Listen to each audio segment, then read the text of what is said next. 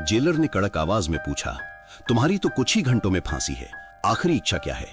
मौत की सजा पाए कैदी ने शांत आंखों से देखकर जवाब दिया, मेरी आखिरी इच्छा है कि मैं इंस्पेक्टर श्रेया चटर्जी से शादी करना चाहता हूं, उसी इंस्पेक्टर से जो मुझे इस फांसी के तख्ते तक लाई हैं। इस एक वाक्य ने कलकत्ता सेंट्रल जेल की सदियों पुरानी खामोशी को जैसे चाबुक मारकर जगा दिया। जेलर साहब, जो एक भारी भरकम शरीर वाले अनुभवी व्यक्ति थे, आश्चर्य से कुर्सी से लगभग गिर ही पड़े थे। गार्ड एक दूसरे को देखने लगे मानो वे किसी पागल की बकवास सुन रहे हों। ये खबर पल भर में जेल के अंदर और बाहर आग की तरह फैल गई। एक कातिल ने अपनी हत्या की जांच करने वाली अफसर को ही शादी का प्रस्ताव दिया है। कलकत्ता सेंट्रल जेल की दीवारें दशकों की खामोश सिसकियों की गवाह थीं। लोहे के फाटक, ऊंची दीवारें और कांटेदार तार इसे बाहरी दुनिया से अलग रखते थे। इसी पत्थर के जंगल में 420 नंबर सेल में अर्नब रॉय रहता था। उम्र बस 30 साल थी, लेकिन उसकी आंखों में एक गहरी शून्यता थी। शहर के मशहूर उद्योगपति विक्रम सिंघानिया की हत्या के जुर्म में उसे मौत की सजा सुनाई गई थी। सारे सबूत उसके खिलाफ थे, हथियार पर उंगलियों के निशान, मकसद के तौर पर बड़ी रकम का लेन देन और घटना के समय उसकी मौजूदगी। अपील, राष्ट्रपति के पास दया याचिका, सब कुछ बेकार हो चुका था। फांसी के दिन में अब बस 24 घंटे बाकी थे। दूसरे मौत की सजा पाए कैदियों की तरह अर्नब में कोई बेचैनी नहीं थी। वो शांत खामोश था। या तो जेल की लाइब्रेरी से लाई गई किताबों में डूबा रहता या फिर सादे कागज पर कुछ लिखता रहता। उसका ये अजीब शांत स्वभाव ही जेलर से लेकर आम गार्डों तक को हैरान करता था। डीसी यानी डिटेक्टिव डिपार्टमेंट की श्रेया चटर्जी के लिए यह केस उनके कैरियर के सबसे सफल अध्यायों में से एक था। एक ठंडे दिमाग वाली, सख्त और तर्कवादी अफसर के रूप में उनकी ख्याति थी। विक्रम सिंघानिया की हत्या की जांच का जिम्मा उन्हीं पर था और उन्होंने ही सारे सबूत इकट्ठा करके अर्नब को दोषी साबित किया था। श्रेया के लिए अर्नब रॉय सिर्फ एक फाइल नंबर था, एक महत्वाकांक्षी, प्रतिभाशाली मूर्तिकार जिसने पैसों के लालच में अपने संरक्षक की हत्या कर दी। जब यह खबर श्रेया तक पहुंची तो वे अपने दफ्तर में एक नए केस की फाइल देख रही थीं। फोन के दूसरी तरफ से आई अर्नब की अजीब इच्छा के बारे में सुनकर उनका जबड़ा सख्त हो गया। ये न केवल उनके पेशे का अपमान था, बल्कि उनकी सबसे बड़ी सफलता को एक गंदे सर्कस में बदलने की कोशिश भी थी। एक अपराधी जिसे उन्होंने खुद कानून के शिकंजे में कसा था, वो मरने से पहले उनके साथ ऐसा भद्दा मजाक कर रहा है।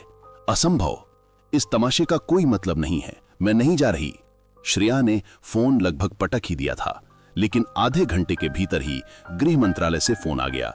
ऊपर से दबाव डाला गया कि हालांकि कानूनी रूप से इस इच्छा को पूरा करना संभव नहीं है, फिर भी एक मौत की सजा पाए कैदी की आखिरी पलों की मानसिक स्थिति को समझने के लिए एक वरिष्ठ अधिकारी को जाना चाहिए। मीडिया का भी दबाव था। श्रेया समझ गई कि अगर वे नहीं गईं तो मामला कोई और मोड़ ले सकता है। उच्च अधिकारियों के आदेश को टालने का कोई उपाय नहीं था। पेशेवर मजबूरी और व्यक्तिगत नाराजगी, इन दोनों के टकराव में आखिरकार उनकी वर्दी ही जीती। आखिर में गहरी अनिच्छा और झुंझलाहट के साथ वे जेल की ओर निकल पड़ी। रात के 10 बजे जेल का माहौल गंभीर था। कंडम सेल के बाहर कुछ गार्ड सतर्क पहरा दे रहे थे। श्रेया चटर्जी अर्नब के सेल के सामने आकर खड़ी हुई। उनकी वर्दी पहने तनी हुई काया और तेज नजरों में किसी भावना का कोई निशान नहीं था। लोहे की सलाखों के उस पार अर्नब एक कंबल पर बैठा था। उसके चेहरे पर डर या पश्चाताप का कोई निशान नहीं था, बल्कि एक अजीब सी शांति थी। श्रेया को देखकर वो खड़ा हो गया। मैं जानता था आप आएंगी। अर्नब की आवाज में कोई व्यंग नहीं था, बल्कि एक अजीब विश्वास था। श्रेया ने कठोर स्वर में कहा, इस नाटक का क्या मतलब है? क्या तुमने सोचा है कि मरने से पहले मेरा अपमान करके तुम्हें बहुत मजा आएगा? अर्नब धीरे से मुस्कुराया। अपमान नहीं मैडम, ये आपको यहां लाने का एकमात्र तरीका था। मैं जानता था कोई सामान्य अनुरोध आप नहीं मानती। श्रेया हैरान रह गई। लड़का उतना बेवकूफ नहीं था जितना उसने सोचा था। अर्नब ने कहा, मैं आपसे शादी नहीं करना चाहता था, मैं बस चाहता था कि आप आएं। मेरी एक आखिरी इच्छा है जिसे सिर्फ आप ही पूरा कर सकती हैं। क्या है वो? श्रेया की आवाज में अब भी अविश्वास था। मेरे सेल के उस कोने में एक नीली डायरी है, उसमें मेरी लिखी कुछ कविताएं हैं। मैं चाहता हूं कि मेरी जिंदगी की आखिरी रात में आप वे कविताएं मुझे पढ़कर सुनाएं। अर्नब ने शांति से कहा, मेरी जिंदगी तो आप ही छीन रही हैं, तो कम से कम ये जान लीजिए कि आप क्या छीन रही हैं। ये बात श्रेया के सीने में छुरी की तरह चुभ गई। एक पुलिस अफसर के तौर पर उसका काम अपराधी को सजा दिलाना था, किसी की जान लेना नहीं। लेकिन इस पल अर्नब की आंखों में जो स्थिरता उसने देखी, उसने उसे दुविधा में डाल दिया।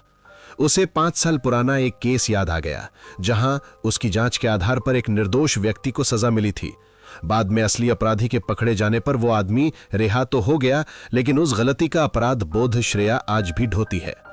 कुछ देर चुप रहने के बाद श्रेया ने कहा, ठीक है। कर्तव्य की भावना और उस पुरानी गलती की याद, इन दोनों के दबाव में उसने तय किया कि वो इस नाटक का अंत देखकर ही रहेगी। गार्ड एक स्टूल ले आए। श्रेया सलाखों के बाहर बैठ गई। उसने अपने हाथ में नीले कवर वाली पुरानी डायरी उठा ली। डायरी खोलकर उसने पहले पन्ने पर नजर डाली। कविता का शीर्षक था मुक्ति का आकाश। इस दीवार के बाहर भी एक आकाश है, जिसका नीला रंग मेरी आंखों में अब नहीं दिखता।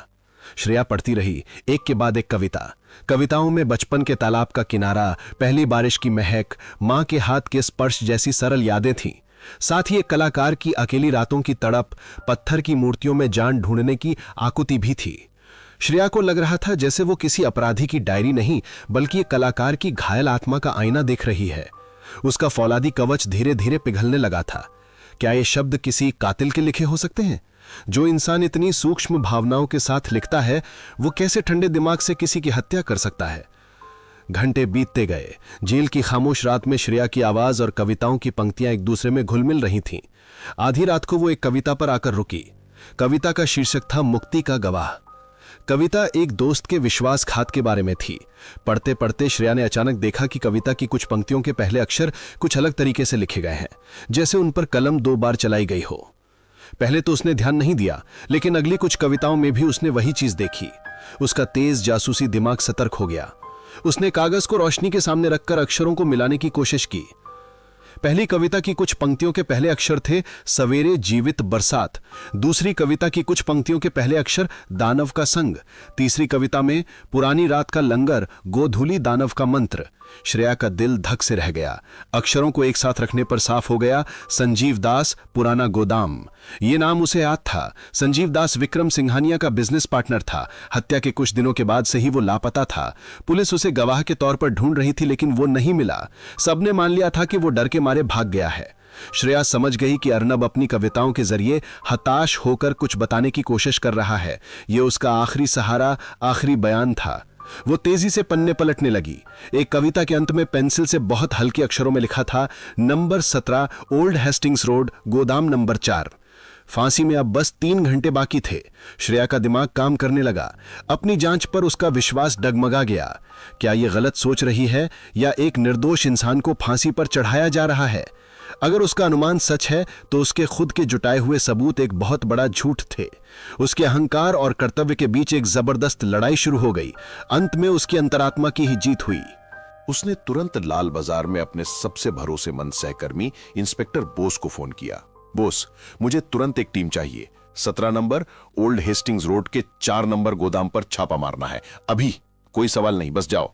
बोस हैरान तो हुआ, लेकिन श्रेया की आवाज में कुछ ऐसा था कि उसने दूसरा सवाल नहीं किया। दूसरी ओर श्रेया कमिश्नर और न्यायिक अधिकारियों को फोन करके फांसी रुकवाने की बेतहाशा कोशिश करने लगी। लेकिन इतनी सुबह बिना किसी ठोस सबूत के मौत की सजा को रोकना लगभग असंभव था। कमिश्नर ने डांटते हुए कहा, श्रेया, क्या तुम पागल हो गई हो? ये तुम्हारा ही जांच किया हुआ केस है। अब आखिरी वक्त में एक कातिल की बातों पर नाच रही हो? सब उसे समझाने लगे कि यह कैदी का बिछाया हुआ जाल हो सकता है। समय बिजली की गति से भाग रहा था। श्रेया सेल के सामने टहल रही थी और घड़ी देख रही थी। हर सेकंड उसके सीने पर हथौड़े की तरह चोट कर रहा था। अर्नब अब भी शांति से बैठा था। उसके चेहरे पर कोई बदलाव नहीं था। वो बस बीच बीच में श्रेया की ओर देख रहा था, जैसे उसकी आखिरी उम्मीद श्रेया पर ही टिकी हो।